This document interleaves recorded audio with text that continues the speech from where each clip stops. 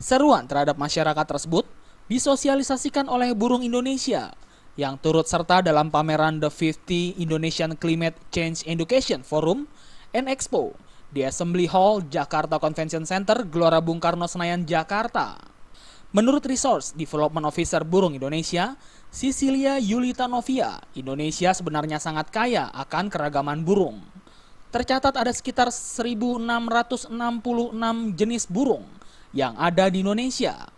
Namun dari 1.666 jenis burung, sebanyak 136 terancam punah karena alih fungsi hutan yang merupakan habitat burung serta perdagangan ilegal, seperti kasus yang baru saja muncul di publik, yakni penyelundupan salah satu burung terancam punah, yakni kakatua yang diselundupkan di dalam botol.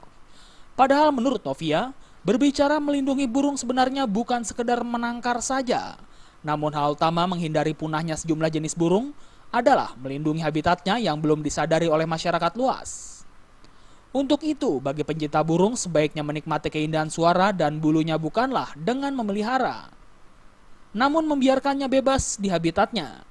Sebab dilepasnya hewan unggas tersebut akan sangat lebih bermanfaat jika dilepas di alam terbuka, diantaranya sebagai penyebar biji-bijian dan keragaman tumbuh-tumbuhan hingga pengendali hama di sawah.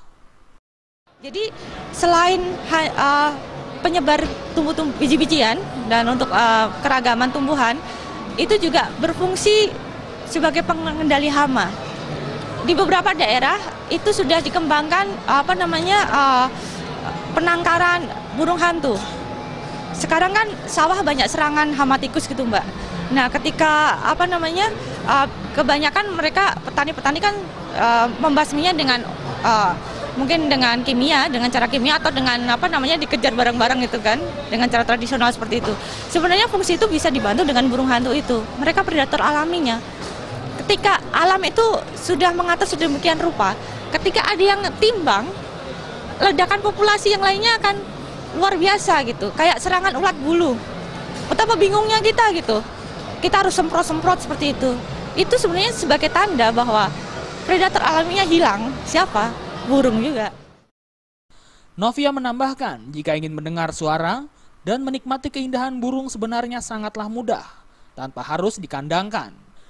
Di antaranya menanam tanaman jenis buah, tanaman pengundang serangga, dan tanaman berstrata serta menyediakan sumber air, maka hewan unggas tersebut akan datang dengan sendirinya. Dari Jakarta, Maria Magdalena dan Rifan Alfidian melaporkan.